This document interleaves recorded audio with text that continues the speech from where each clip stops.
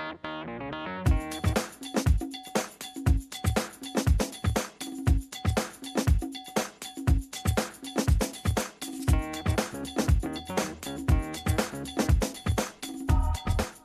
to the Northeast Kingdom Voice. I'm your host, Scott Wheeler, and today we are here to talk about Newport and one of the people who is trying to bring new life to the city. And I will let Rick introduce himself. Thank you, Scott. My name is Rick Ufford-Chase. I'm the director of Newport City Downtown Development, which is a nonprofit partner to the city of Newport in trying to drive the revitalization and economic development and kind of social activity of downtown Newport. Now, what brought you into this position? Well, like any good Vermonter, what brought me into this position was that I knew somebody who needed help. So my sister-in-law is Eleanor Legere, who is the owner-operator of Eden Specialty Ciders. Okay. It's the energy behind creating the tasting center where the warehouse and Eden are located in downtown Newport. And Eleanor was on the board of directors at Newport City Downtown Development about 2.5 years ago. And she called me and said, we're looking for someone who can help to bring this nonprofit back to life post-COVID. And so we wonder if you might be able to come and help us do that. And my history is not in economic development, but it is in managing, starting and creating and managing healthy nonprofit organizations. And so that was 2.5 years ago. I started at 10 hours a week with the title Community Engagement Specialist. And 6 months later, we upped my hours to 15 hours a week and changed my title to director. And last summer, we increased my hours again to 30 hours a week because the organization is growing so quickly right now. You know, I told you this before the show, but when you were hired, I remember thinking, because you came on during a time of turmoil, not only with COVID, and I'm thinking, boy, I hope he knows what he's getting into.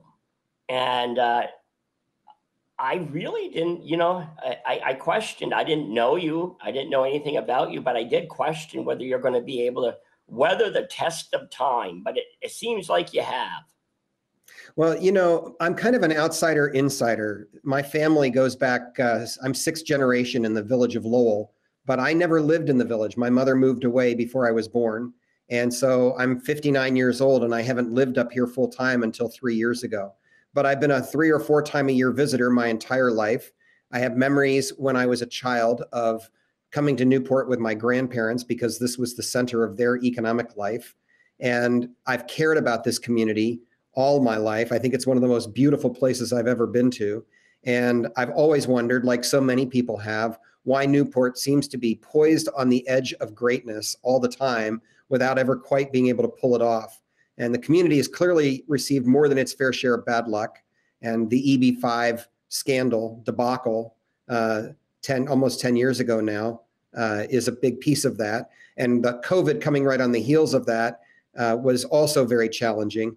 And so when I stepped into the position, it was pretty clear to me that what we're really trying to do here is rebuild a trust that's been broken in this community and reclaim the fundamental values that have driven this community and kept it strong for many, many, many decades. From being a history writer, and particularly has a strong I have a particular strong focus on Newport. Like any community, Newport has gone through an evolution. People talk about, people like I'm 58, going to be 59. People of my generation and a bit older, or even 3 decades older, we reminisce back to the days of all the department store, the chain stores. But in reality, that was not that long of a period of time, because over the years, I've interviewed people who remembered the days before the chain stores. And so when they look back, they looked at the chain stores as kind of the end of Newport, because in their world, they enjoyed before the chain stores came. Then the chain stores came, and that's what we now have stuck in our minds as being the normal Newport. In reality, Newport, like most other communities, continues to change and evolve over a period of time. So I don't look at what's going on now as necessarily a bad thing. It's just what it is. And it's now we've got to move forward. Well, I think that's true. You know, the way I understand the story, and as someone who hasn't lived here my whole life, others are continually educating me and improving on my understanding of the nuance of the story. But as I understand the story, really, you know, some of the challenges that Newport is facing currently have roots that go back 40 to 50 years. You know, back in the time when single-use zoning was created, and it, in some ways, contributed to the demise of local downtowns across the state, not just in Newport, but all over the state. And so we ended up with vast tracts of farmland right outside our city centers that were developed. And in the meantime, a lot of our economic activity followed those developments up, in our case, up the hill to that stretch between Newport and Derby. Now, the question is, you know, those things are not going to go away, and they're important economic drivers in our community. So now, in the year 2023, what does it take to create a thriving downtown community? And we know the answers to that. It's not rocket science. One thing that has to happen is we have to bring more market rate housing to our downtown area, because we know that people who live in a downtown like ours will spend 40% of their disposable income within walking distance of where they live. And in many ways, we've got a perfect downtown for that, because we have a great grocery store and a natural food market, and some of the most basic services are located right here within walking distance of downtown. So housing is a piece of it. And once the housing questions begin to come together, then the businesses will begin to spring up somewhat naturally in response to that.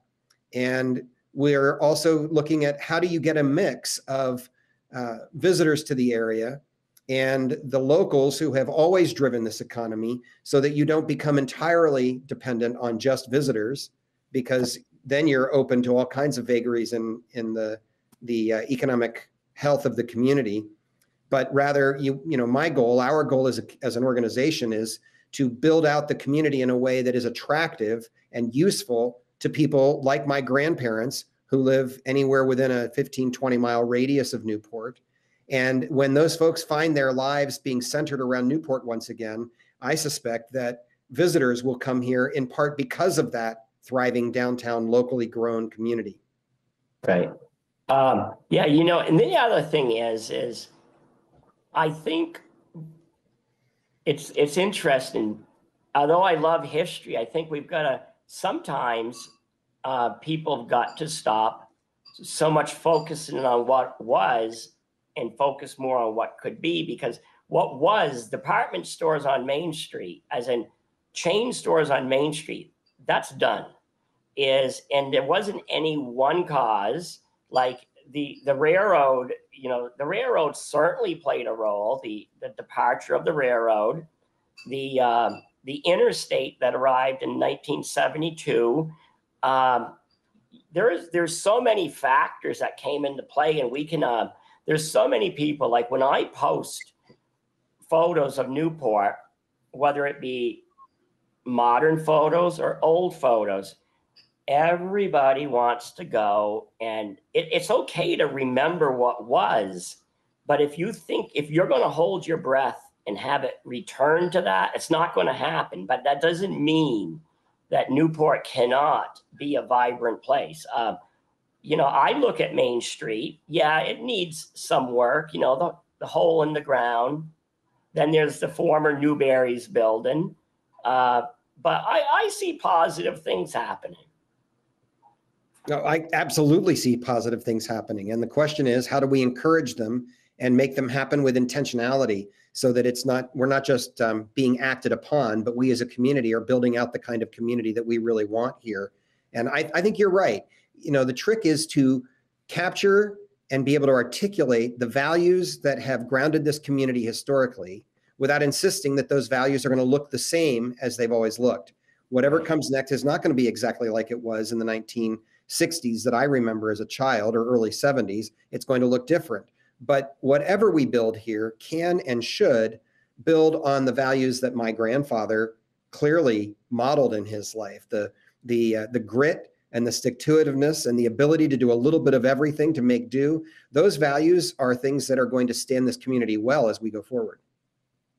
You know, and then there's a lot of people who say, yeah, but nothing can succeed in Newport, you know, the doomsday people. Well, not officially on Main Street, but you take a look at Pick and Shovel. You know, look at their parking lot, look at out in front. I'm going to tell you, from being a connoisseur of Thai food, I'm going to tell you there's probably no, I've certainly never had better Thai food than what XC and crew puts out. And that's right on Little Main Street, USA, in Newport, Vermont. And it's hopping fast all the time. I've been in there twice in the last 2 weeks, and both times there wasn't a table available on Friday or Saturday night. The place is just amazing. So you're absolutely right. We have really, really good bones here. We've got some solid businesses that have been here a while and that are really making a difference. You know, I'll name Rick Woodward and the Work Commons, where I'm sitting right now. If you come upstairs to the second and third floor above the Newport Natural Cafe and Food Store and see what Rick has created up here, it's as sharp as any co-working space I've been in anywhere in the country. And I practically live here. It's amazing, the space that's available here. So, and you know, there are many others as well. The grocery store is a key part of the community here, and it matters a lot. And Pick and Shovel, you know, I can't remember a time when I didn't do all of my project work up here through and because of Pick and Shovel. And they keep growing, and they're really committed. And, you know, another example, built by Newport, right? Dave and Julie LaForce have taken that, 60-year-old, in fact, they're 60 years old this year, and they've taken that 60-year-old company, and it is a modern state-of-the-art furniture fabrication company that is right here in our midst, and most people don't even realize it. Absolutely. And it's actually in a very historic region. It was where the former Prouty Mill was located. I've seen some of the pictures on their walls in their office down there of that older operation, and it's, boy, what a remarkable operation that old mill was. You know, here's the thing is, it's obvious you've been paying attention, because you're pointing out some of the unsung people of the area. Rick Woodward's been on my show before. He doesn't, you know, oftentimes the people who go out and tell you all they're doing, I don't mean just for Newport, I mean in general, if people are telling you how great they're doing and how important they are, they're probably not. Most people, I don't even think, know Rick, because he's too busy doing to actually talk about what he's doing. And when he does something, he doesn't take on every project, but when he does, it's perfect. Like the old newspaper building that I don't know if he still owns or not. You know, he went in there. He tastefully, you know, redid that as well. And just an amazing guy who just spends his time doing. He sold that old building to a great guy named Dino Simone, who lives down in Orleans. And Dino was on our board for a year. And Dino has great plans for that building as well. And that's what I mean. You know, the good bones are here. It's not like we have to go create them. And, you know, we have enough distance now on the EB5 scandal so that I think we can really begin to look at that opportunity. You know, I keep trying to train everybody I meet that I'm not calling it the hole anymore. I'm calling it the development opportunity, because there is a phenomenal chance to help remake this city with that kind of blank slate that we have sitting there now in the middle of our community. You know, and the interesting thing is, like, I know and you might know him, I'm not going to say his name, homegrown local boy who he has the ability to build there. But he says before he builds there, he said, you have to have a plan. You know, like, okay, if I put a building in there, what is going to drive people to it? You know, what can you put in it? Because putting a building in that spot is not the end all. What do you think? Well, I think you're absolutely right. So to that end, actually, we have just started a task force through Newport City Downtown Development called an Economic Development Task Force. And that group is meeting every 2 weeks from now through May in order to become the experts on what economic development strategy should look like for downtown Newport. We're bringing in other community folks like Chip Sawyer and Arlie Young from St. Albans met with us 2 weeks ago to share what's really kind of an economic miracle story in St. Albans. We'll be meeting with David Burke from White and Burke, who is an expert on how to create public financing opportunities to create public infrastructure. We're doing that before the end of the year. And we're lining out opportunities for them to meet with folks between now and May. And then the goal is to finish that task force with a strategic plan that we can work with the city of Newport to begin to implement in very intentional ways, because that's what it's going to take to rebuild this downtown. Well, you know, one town, I don't know if you spent enough time here growing up, and if your travels brought you to Hardwick. I look at the Hardwick of today compared to the Hardwick of my youth, and I would never have predicted where that community was going to go, because that was, I hate to say it, it was viewed, you know, almost as a joke. And now look at it. It's a beautiful community. Is there room for improvement? Absolutely. But I think they've moved ahead by leaps and bounds. Oh, they absolutely have. If you look at I've spent a lot of time in Hardwick actually, and just enjoying the shops and the restaurants there. And it's becoming a hub for that part of the state.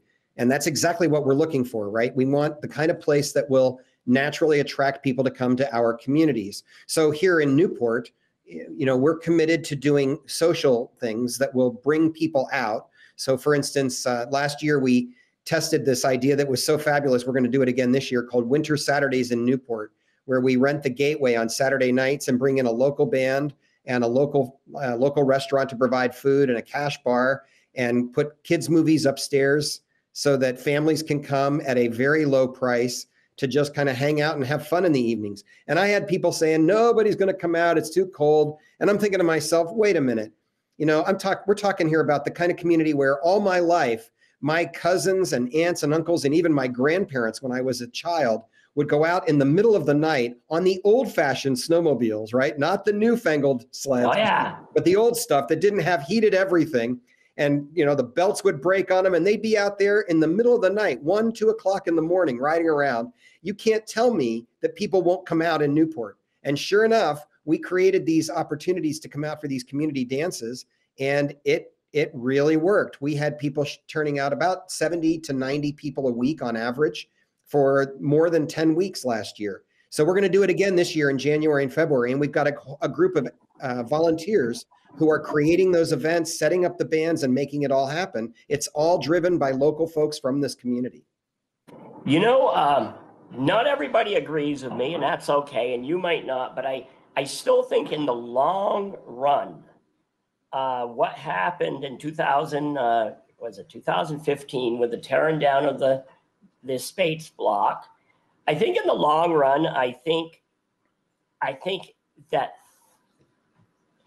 what happened following it is actually going to prove beneficial to the city, because I have watched during the whole time leading up, I think people were looking up in the sky, waiting for that big bag of money to drop, and people forgot of what they were made out of, you know, as in we. And since then, I've seen I'm not talking about elected officials, but I'm watching a lot of local people with no titles coming together. It's like Wednesdays on the waterfront. As people now are just, you know, since then, I think people gone back to their roots and did what people do best when times get tough. And I think that came very positive. And I think now we're going into a very positive time. We have a new, very interactive mayor, eventually a new city manager, a very, what I think is a very good group of aldermen. I just think, we're poised now for some real positive change, because we've already seen positive change, but. Well, I can't agree more, Scott. For me, whatever the roots of this moment are, and you probably know them way better than I do, what's clear to me is that collaboration is the name of the game. What we're going to do, if we're going to do anything, has to be done together. So, for instance, we've got a group of folks working on murals and sculptures for downtown Newport, and we've partnered with high school students in the art program at the high school to design the sculptures that we'll be working on. And we just got a grant from the Vermont Arts Council to do that work.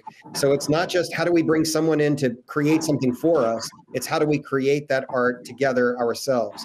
Or we're just starting out on a project together with North Country Career Center and the students in the building trades program. We purchased the old house that was owned by Steve Mason's father on the corner of East Main. Right. And NCDD now owns that house, and we are partnered with the students and the faculty over at North Country Career Center, and they will be remodeling and building that house out as a live work opportunity to get experience on the job. And so there again, we're not doing it alone. We're all doing it together. And the last example I'll give is right now, we're working on a collaboration to put in a grant to the Vermont Outdoor Recreation Economy Collaborative through the state of Vermont. We're going to put in a proposal for over $400,000 that would go to 10 or 11 different organizations, all who have chosen to work together to say, how can we build out outdoor rec together collaboratively for this community? So groups like Memphremagog Community Maritime and the Northern Star, Memphremagog Trails, Kingdom Games, Memphremagog Watershed Association, the City of Newport Rec Department, NEK Guides. I'm missing a couple, but you get the idea, right? We're all working together to say, if anybody's going to control our destiny in a way that's positive for this community, it's going to be us working collectively. And one place that I can't believe how many people don't know about it is the Bluffside Farm. Yes, so thank you. That's one of the ones I actually didn't mention and should have. They're a part of this collaborative for the same reason. They've built out this incredible opportunity with the downtown waterfront recreation path that really, if you connect all the dots, takes us all the way to the Canadian border. And I think we'll eventually create a circuit all the way around Lake Memphremagog. We're working with Canadian partners now to design what that circuit should look like. In fact, we had a meeting just last week about that. And Bluffside Farm and the Vermont Land Trust are the key foundation for that. None of this would have happened if Bluffside and the Land Trust hadn't been created and built out that bridge connecting Prouty Beach to the farm property. Okay, we only have about 5 more minutes left. What more would you like to talk about, or what if you have some grand vision that you would like to talk about? Well, the grand vision is what we've been talking about for the last half hour, right? There is room for everyone to be involved in the recreation and revitalization of downtown Newport. And so if anyone wants to be a part of that, there are now probably more than 50 active volunteers in this project, this community organization, and they're all working on different things. Very few people actually have a handle on the several dozen projects. There are close to 24 different projects we're working on now. But there's room for everyone to get involved. And there's room for the folks who have been here for a long time, because we really need their community grounding and values. And there's room for the new folks who have been moving into this community over the last several years, which is a really remarkable phenomenon that's going on in our community, and it's driving some of this revitalization. Okay. Back to the whole, the development opportunity, Scott. Yeah. Do you know, a lot of us locals see it, but on the other hand, I don't know if you've experienced it. I think we're hypersensitive to it, but there's a lot of people who visit actually don't see it. And especially now, it's beginning to look like the town forest. And you know what, that would actually make, I don't know if the science classes have considered this, is I kind of think that would be a neat class while it's like that, to see how quickly nature can reclaim, you know, us, you know, as in, you know, our development. Because if I look at that and I think, wow, look at that forest. It's a new growth forest that's coming on in that spot. You're absolutely right. Yeah, it's not the ideal use. Yes, I guarantee there will be a higher use, and it will be coming along sometime fairly shortly. But in the meantime, you're right. It's not as much of an eyesore as it was 6, 8 years ago, 6, 7 years ago now. And it's and many people don't even really notice it anymore, though it makes a huge imprint on the community consciousness. It matters because this community sees it as a blow that we have weathered and wants to see something creative happen there as a sign of our future. And that's what we're committed to, is trying to create that future. Right. You know, I'm not going to tell a private owner, a property owner, what to do with their property, but Pool and Grain, you know, they're a wonderful part of the community. I love going by it and smelling the grain. It just, I think it's great to have it there. The farm heritage right there, but they have some great walls, exterior walls that would make for some wonderful artwork. But it's like, I spend my time between Derby, Vermont, and Marquette, Michigan. And in Marquette, they have murals.